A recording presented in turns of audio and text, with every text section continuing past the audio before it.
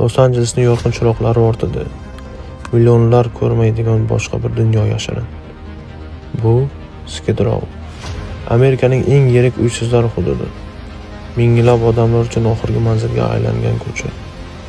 Bu yerda har bir burilish, har bir chodir o'ziga xos bir hayot tarixi. Bugun Skid Rowning ichiga kirib, uning ortida yashiringan haqiqatni ko'ramiz. Bu shunchaki hudud emas. Bu tirik qolish uchun kurash maydoni. Xush kelibsiz. Skid Row, Los-Anjeles qorong'u tomoni. Orqan turgan joy Skid Row aziz vatandoshlar. Sizlarga bugun video davomida shu joy haqida hech kim bilmagan va hech kim aytmagan sizlarga ma'lumotlarni aytishga harakat qilamiz va orqamda turgan odamlarning hammasi ko'chada yashaydi. YouTube videoni oxirigacha kuzatib boringlar, like va obuna bo'lib qo'yish esingizdan chiqmasin. Rahmat. Skid Row Los-Anjeles markazining sharqida joylashgan. Amerikadagi eng yirik uysizlar hududi. Bu hudud taxminan 50 ga yaqin kvartalni o'z ichiga oladi va minglab insonlar bu yerda yashashadi. Skid Rowning tarixi 20-asr boshlariga borib taqaladi. Temir yo'l stansiyalari, arzon mehmonxonalar va vaqtinchalik ishchilar yig'iladigan hudud bo'ladi. Asta-sekin ko'chada qolgan odamlarning soni boshib borgan. 1970-yildan 1980-yilgacha bu hudud Los-Anjelesdagi ijtimoiy muammolarning markaziga aylandi. Bugungi kunda Skid Rowda minglab chodirlar va vaqtinchalik boshpanalar joylashgan. Giyohvandlik, ruhiy salomatlik muammolari va kambag'allik juda yuqori. Ko'plab xayriya tashkilotlari oziq-ovqat va boshpana bilan yordam berishadi. Politsiya va shahar boshqaruvi tomonidan maxsus nazorat qilinadigan hudud hisoblanadi. Skid Row bu shunchaki bir ko'cha emas. Bu yer Los-Anjelesning eng og'ir ijtimoiy haqiqatli jam bo'lgan joy hisoblanadi. Ko'pchilik uchun bu joy hayotning eng quyi nuqtasi. Ayrimlar uchun esa yangi hayot boshlanish pallasi desa ham bo'ladi. Assalomu alaykum. Vatandoshlar, mana bu inson yonimda turgan Skid Rowda yashaydi ko'p vaqtdan beri. Bu lekin uysiz emas, uyi bor, lekin sizlarga ozgina atmosfera haqida men sizlarga intervyu beraman. Hey yo, Salom, men ismim Raymond. Aytingchi Raymond, qancha vaqtdan beri bu yerda yashaysiz? To'g'risini aytsam, men bu yerda tug'ilganimdan beri yashayman.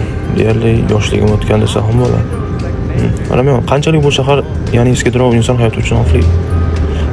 Bu yerda deyarli har kuni 10 ga yaqin inson vafot etadi. Chunki ko'rishingiz mumkin, bu yerda ham inson yotibdi. Bularning hammasi sababi ular juda ko'p giyohvand modda iste'mol qilishadi. Bir kun oldin ulardan biri menga hujum qildi va boshimdagi keladigan toshni men tomonga qarab uloqtirdi. Chunki u inson narkotik ta'sirida edi. Shunaqa gaplar. Agar bu yerda yashamoqchi bo'lsangiz, siz hayotingizni har kun risk qilishingiz kerak bo'ladi. Men sizlarga to'g'risini aytyapman. Hayotim davomida ko'rganlarimni agar Netflixga borib aytsam, ular kino o'rishadi. Chunki orada juda ko'p insonlarni ko'chada o'lib yotganini ko'rganman va ulardan ta'sirlanib, shu yo'lga kirmaslik kerak degani o'zim uchun dars qilib olganman. Albatta, bu yerda juda ko'p insonlar ko'chada yashashadi. U degani ularda hammasi giyohvand moddaga o'tirishgan degani emas, lekin ulardan ba'zi birlari juda yaxshi, hattoki mendan yaxshi fikrlaydi. Lekin bu hayot qonuni. Kambag'allik ularni shu yo'lga majburlab kirgizgan. Har safar mana shunaqa ovozlar kelib turaveradi, chunki bu yerda juda ko'p kriminal ish bo'ladi. O'zi ham aytib turibdi. Xo'sh, Skid Row haqida ozmi-ko'p ma'lumotga ega bo'lamiz. Nima uchun butun dunyoda eng yuqori pog'onada turadigan Amerika Qo'shma Shtatlari, ya'ni boylik tomonlama qudratli bo'lgan davlatda ayrim insonlar ko'chada yashamoqda? Nega ularda budjeti yetmaydimi? Yo'q, yetadi. Buning sababi bu ko'chada yashab o'tgan odamlarda hammasida ham kambag'allik emas. Ba'zilari narkotik moddalarga, ba'zilari esa ximicheskiy, ya'ni biz tasavvurimizga sig'dira olmaydigan fentanol va yana qandaydir shunga o'xshash dori, tabletka shularga o'tirib qolgan. Bularni undan ajratish juda ham qiyin. Bu mahalla shunchalar rasvoki, hatto hech kim tozalagan kelmaydi. Ko'rib turibsizlar, musorni hidiga chidab bo'lmaydi. Biza kontent uchun mana shunaqa narsalarga chidab, sizlarga video olamiz. Bitta like bosib ketsanglar, xursand bo'lamiz.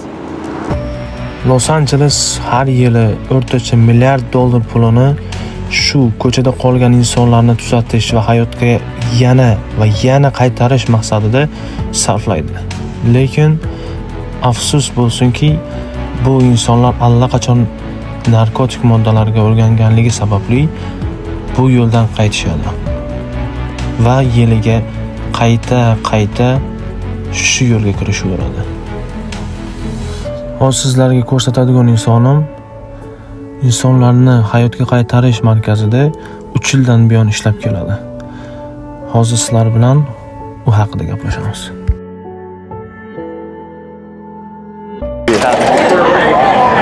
Mana vatandoshlar, hozir men yonimda Greg degan odam bilan turibman. Bu shelterda security bo'lib ancha yillardan ishlar ekan.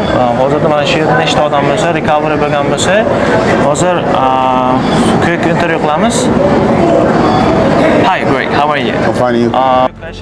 Greg, sizga savolim shundan iboratki, qancha inson o'z hayotini o'zgartirish maqsadida bu joyga keladi va qancha inson tuzalib ketadi?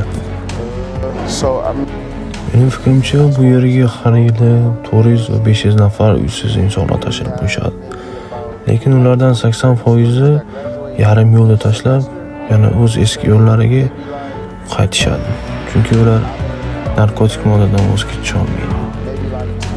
Bizda har semestrda 20 va 30 nafar o'quvchi sog'lom hayotga qaytadi va ish bilan ta'minlanadi. Demak, Los Angelesdagi har bir shunga o'xshash shelterlarda semestriga 20-30 nafar davolanuvchi sog'lom hayotga qaytadi. Shu to'g'rimi? Los Anjelesda juda ko'p shunga o'xshash shelterlar bor. Ayrimlari har bir semestrda yuzlab, hatto undan ko'proq insonlarni sog'lom hayotga qaytarishadi.